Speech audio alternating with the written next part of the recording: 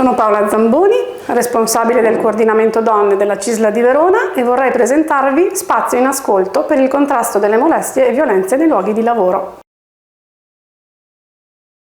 Spazio in Ascolto è un'opportunità che la CISLA di Verona offre a lavoratori e lavoratrici che si trovano a dover affrontare situazioni di molestie e violenze nei luoghi di lavoro. Si inserisce all'interno del progetto più ampio che è partito nel 2016 qui in CISLA Verona per contrastare il fenomeno delle violenze nei luoghi di lavoro e che ha visto tra le varie azioni anche un progetto di ricerca con l'Università di Verona a cura del professor Giorgio Gosetti. Può rivolgersi allo Spazio in Ascolto un lavoratore o una lavoratrice che stia vivendo una situazione di molestia o violenza nei luoghi di lavoro ed è uno spazio libero e aperto a tutte le persone interessate.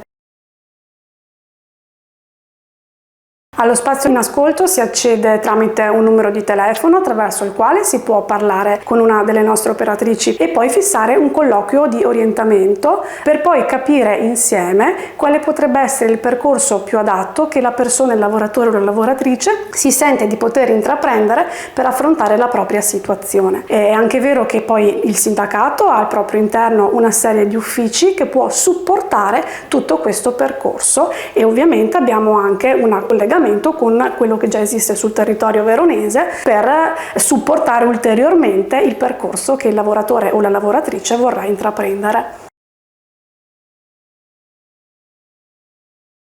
Spazio in Ascolto è formato da uno staff di operatrici adeguatamente formate per affrontare un tema così spinoso e difficile. La formazione è stata fatta da una psicologa di un centro antiviolenza, dalle quali abbiamo voluto mutuare alcune buone prassi.